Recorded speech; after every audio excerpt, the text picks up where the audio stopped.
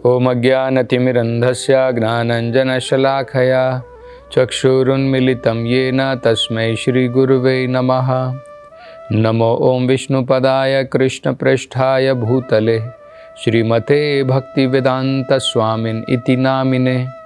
नमस्ते सरस्वते देवे गौरवाणी प्रचारिणे निर्विशेष शून्यवादी पाश्चात्य देशतारिणे। जय श्री कृष्ण चैतन्य प्रभु नित्यानंदा श्री अद्वैत गदाधरा श्रीवासादि गौर भक्त वृंदा। हरे कृष्णा कृष्ण कृष्णा हरे हरे, हरे राम राम राम हरे हरे। हरे कृष्ण।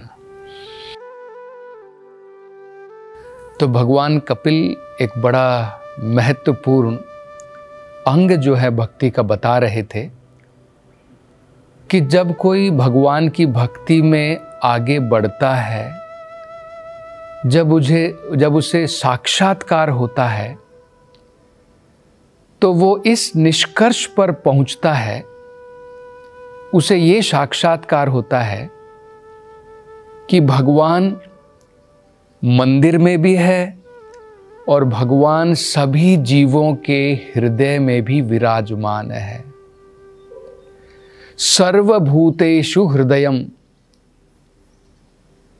और भगवान कपिल बताते हैं कि अगर कोई व्यक्ति मंदिर में भगवान की अर्च विग्रह की अनेकों प्रकार से उपासना कर रहा है, लेकिन अगर वो इस निष्कर्ष पर नहीं पहुंचता है, इस प्रकार की समझ अगर उसे नहीं आती है कि भगवान सबके हृदय में विराजमान है, इसलिए सभी प्रकार के जीवों का सही प्रकार से आदर करना चाहिए, तो भगवान जो है बड़े महत्वपूर्ण श्लोकों के द्वारा भगवान समझाते हैं कि भगवान उस प्रकार के भक्त से जो भक्ति के सबसे नीचे स्तर पर स्थित है, भगवान उससे प्रसन्न नहीं होते हैं।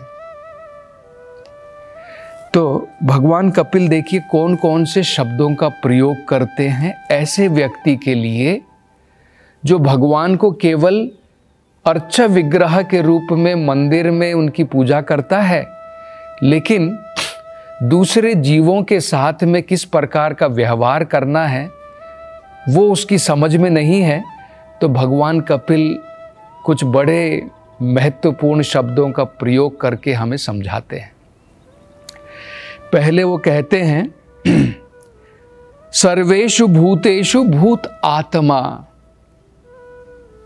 भक्ति के द्वारा ये समझ में आना चाहिए, सर्वेषु भूतेषु भगवान सभी जीवों के भूत आत्मा, हर एक जीव के हृदय में आत्मा है भगवान।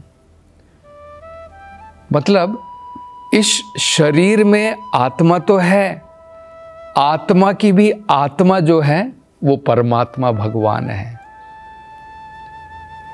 तो जो इस प्रकार के निष्कर्ष पर नहीं पहुंचता है, जिसको ये समझ नहीं है, उसके लिए देखिए भगवान किन शब्दों का प्रयोग करते हैं। भगवान कहते हैं विडंबनम।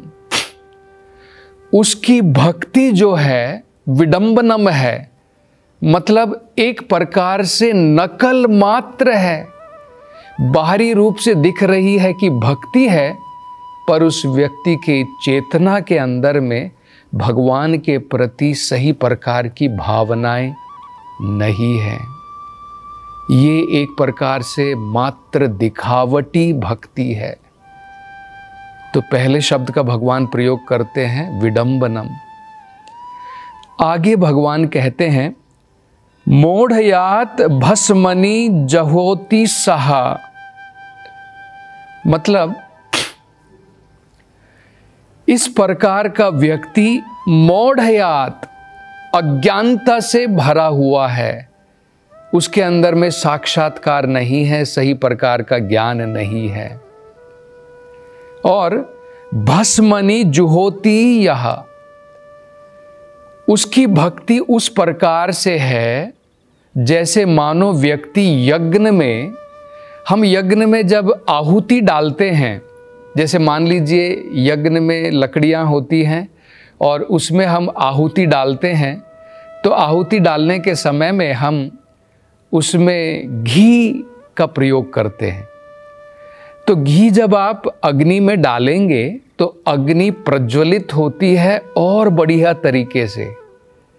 लेकिन मान लीजिए अगर आप घी जो है अग्नि में डालने की जगह अगर आप भस्म में डालते हैं, राख में डालते हैं, तो उसका तो कोई फायदा नहीं है, उससे तो अग्नि जलने वाली नहीं है। यही भगवान कह रहे हैं, जो व्यक्ति मंदिर में पूजा करता है अर्चा विग्रह की, लेकिन उसकी ये समझ नहीं है कि भगवान सबके हृदय में विराजमान है, इस प्रकार के व्यक्ति की भक्ति उस प्रकार से है मानो जैसे वो यज्ञ में अग्नि में घी डालने की जगह वो व्यक्ति घी डाल रहा है राख में, मतलब कोई फायदा नहीं है। तीसरा भगवान कहते हैं, द्विषतः परकाये भूतेषु बद्धवैर्यस्य। जो व्यक्ति मंदिर में भगवान की अर्चा विग्रह की पूजा करता है, लेकिन द्विषतः परकाये, काये का मतलब होता है दूसरे का शरीर, परा मतलब दूसरे का। अपने शरीर से तो प्यार है, मुझे कोई चोट पहुंचाएगा मुझे दुख होगा, लेकिन मेरी ये समझ में नहीं है कि दूसरे का शरीर भी उसी प्रकार का है। अगर मैं दूसरे के शरीर को चोट पहुंचाता हूं उसे भी दुख होगा, उसके अंदर में भी भगवान विराजमान है, उसके अंदर में भी आत्मा है। तो जो व्यक्ति दूसरों के शरीर से द्वेष करता है और भूतेषु बद्धवैर्यस्य, इसके कारण वो दूसरों के साथ में ईर्ष्या के साथ में द्वेष के साथ में व्यवहार करता है, न मनः शांतिम, इस प्रकार के व्यक्ति को न तो आनंद की प्राप्ति होगी और न शांति की प्राप्ति होगी। भला जिस व्यक्ति को मन की शांति नहीं है उसको कहाँ से आनंद की प्राप्ति होगी? आनंद की प्राप्ति के लिए सबसे पहले मन तो शांत होना चाहिए। और भगवान कह रहे हैं कि वो व्यक्ति जो दूसरों के शरीर से द्वेष करता है, जो व्यक्ति दूसरों के साथ में द्वेषता का व्यवहार करता है, वो व्यक्ति कभी मन की शांति प्राप्त नहीं कर पाएगा। तो इससे हमें कुछ बड़े महत्वपूर्ण अंग समझने हैं जो भगवान जो है अगले श्लोकों में बताएंगे। वो कहते हैं, अहम उच्च वचैर द्रवे क्रियाया न एव तुष्ये। भगवान कह रहे हैं उच्च वचैर का मतलब होता है अनेकों प्रकार के, विभिन्न प्रकार के दो चीजें, द्रवैहि क्रियाया, भगवान की उपासना नारद पंचरात्र के अनुसार अनेकों प्रकार के द्रव्यों के द्वारा, अनेकों प्रकार की वस्तुओं के द्वारा और अनेकों प्रकार की क्रियाओं के द्वारा भगवान की जो है उपासना की जाती है। तो भगवान कह रहे हैं कि जो व्यक्ति इस प्रकार से व्यवहार करता है, दूसरे के शरीर के द्वारा द्वेष करता है, उसका व्यवहार द्वेष का है, वो नहीं देख रहा है कि भगवान सबके हृदय में विराजमान है। अगर वो अनेकों प्रकार की वस्तुओं के द्वारा, कुछ बहुमूल्य वस्तु, कुछ ज़्यादा बहुमूल्य ना हो, और अनेकों प्रकार की क्रियाओं के द्वारा अर्च विग्रह की सेवा में लगा है, भगवान कह रहे हैं न एव तुष्ये, मैं उससे प्रसन्न नहीं होता हूँ। तो ये बड़ा महत्वपूर्ण है कि भगवान जो है हमारी वस्तुओं का भूखा नहीं है, हम सोचे कि भाई हम सबसे बहुमूल्य वस्तु भगवान को, हो सकता है हमारे पास में धन दौलत हो और सबसे बहुमूल्य वस्तु हम भगवान को चढ़ाएं और हम सोचे कि भगवान स्वीकार करेंगे क्योंकि बहुत मूल्यवान है। ऐसा नहीं है। सबसे मूल्यवान वस्तु नहीं है, सबसे मूल्यवान हमारी भावनाएं हैं। अगर हमारे मन के अंदर में दूसरों के प्रति द्वेष की भावनाएं हैं, हमें ये विचार नहीं है कि भगवान सबके हृदय में विराजमान है, तब भगवान कहते हैं न एव तुष्ये, मैं इस प्रकार के व्यक्ति के द्वारा, उसके द्वारा चढ़ाए गए चीज़ों के द्वारा संतुष्ट नहीं होता हूँ। और देखिए भगवान तो जो है, बहुमूल्य से बहुमूल्य वस्तु भी आप चढ़ाओ बिना भावना के, भगवान संतुष्ट नहीं है। लेकिन अगर आप छोटी से छोटी चीज़ भी चढ़ाओ भावना के साथ में, भगवान कहते हैं वो उसे ग्रहण करते हैं।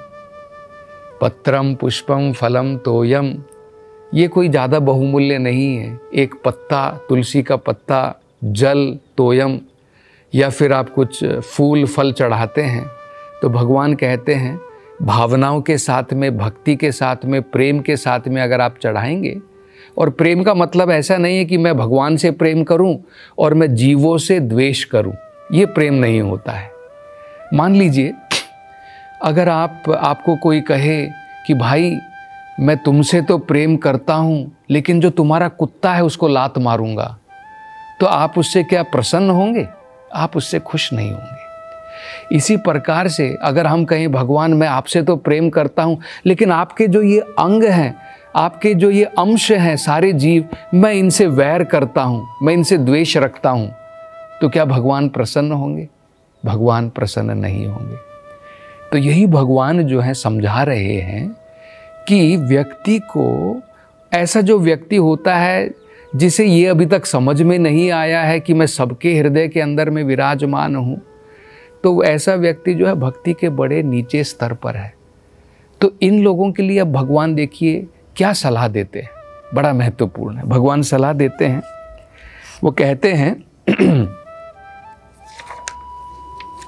सर्व कर्म कृता अर्च आदौ अर्चयेत यावन्न वेद स्वहृदि सर्वभूतेषु अवस्थितम। इस प्रकार के व्यक्ति को क्या करना चाहिए? दो कार्य करते रहना चाहिए। जिसकी अभी तक ये समझ में नहीं आया कि भगवान मंदिर में, मूर्ति में भी है और भगवान सबके हृदय में भी वास करता है, तो उसे क्या करना चाहिए? स्वकर्म कृता, अपने कर्म को करते रहना चाहिए। बहुत महत्वपूर्ण है। केवल एक मंदिर खोल करके बैठ गया और मंदिर खोल करके बैठ करके उसके द्वारा आमदनी चला रहा है और इस प्रकार से भगवान की अनेकों प्रकार की उपासना जरूर कर रहा है, लेकिन भक्ति के द्वारा उसकी ये समझ में नहीं आया है कि भगवान सबके हृदय में विराजमान है, तो भगवान कह रहे हैं कि ऐसा उसे नहीं करना चाहिए। उसे अपना कर्म भी साथ साथ में करते रहना चाहिए। बहुत महत्वपूर्ण है। तो स्वकर्म कृता, अपना कर्म भी करना है और साथ में अर्चादौ अर्चयेत, और अर्च विग्रह की अर्चना भी करनी है। और ये तब तक करते रहना है, यावन मतलब तब तक करना है, न वेद, जब तक उसकी ये समझ में ना आ जाए। क्या समझ में ना आ जाए? स्वहृदि, भगवान मेरे हृदय में विराजमान है, सर्वभूतेषु अवस्थितम, मेरे भी हृदय में है, और सर्वभूतेषु, सभी जीवों के हृदय में भगवान विराजमान है। जब तक उसकी ये समझ में ना आ जाए तब तक उसे जो है इस प्रकार से कार्यक्रम बनाना चाहिए। क्या कार्यक्रम बनाना चाहिए? अपना कर्म भी करना है और भगवान की उपासना भी करते रहना चाहिए। और जब वो इस प्रकार से करता रहेगा, एक दिन उसकी समझ में जरूर आएगा कि भगवान मेरे हृदय में भी है और भगवान सबके हृदय में विराजमान है। और आगे जो है भगवान कहते हैं ये माता देवहूति को बड़ा सुंदर अर्थ भगवान समझा रहे हैं। वो कहते हैं, जो व्यक्ति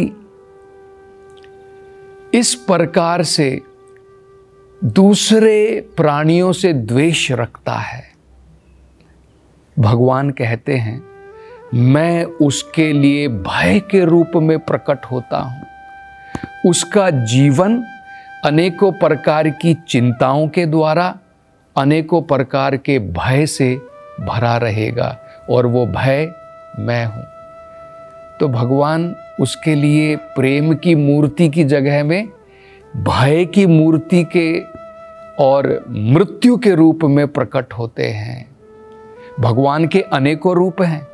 अगर हम भगवान से प्रेम करेंगे तो भगवान प्रेम के रूप में प्रकट होंगे, और अगर हम भगवान से और भक्तों से और अन्य जीवों से द्वेष करेंगे तो भगवान नरसिम्हा के रूप में प्रकट होकर के भय के रूप में, जैसे भगवान ने हिरण्यकशिपु के हृदय के अंदर में कंपना पैदा कर दी थी, और भगवान ने जो है उसकी मृत्यु जो है निश्चित थी, तो भगवान उसके सामने भय के रूप में और मृत्यु के रूप में प्रकट हुए। तो ये भगवान कहते हैं कि जिनको ये ज्ञान नहीं है कि मैं सभी जितने भी जीव हैं उनके हृदय में विराजमान हूँ, तो उनका सही प्रकार से आदर करना चाहिए, तो भगवान कहते हैं उसके लिए मैं भय के रूप में और मृत्यु के रूप में प्रकट होता हूँ। और आगे भगवान कहते हैं, तो एक तो भगवान ने उपाय बताया क्या करना चाहिए, अपने कर्म करते रहो और भगवान की अर्चना सही प्रकार की भावनाओं के साथ में करते रहो, तब एक दिन हमारी समझ में जरूर आएगा। दूसरा एक और भगवान उपाय बताते हैं। वो कहते हैं हमें 2 प्रकार से कार्यक्रम करना चाहिए, मान और दान, और क्या, और मित्रता। 3 प्रकार से भगवान बताते हैं। जो हमारे ऊपर हैं उनका मान, जो हमारे नीचे हैं उनके लिए दान, और जो हमारे बराबर हैं उनके साथ में मित्रता। तो इसके बारे में और भगवान जो है क्या बताते हैं, इसकी चर्चा हम अगली कथा में करेंगे। हरे कृष्णा।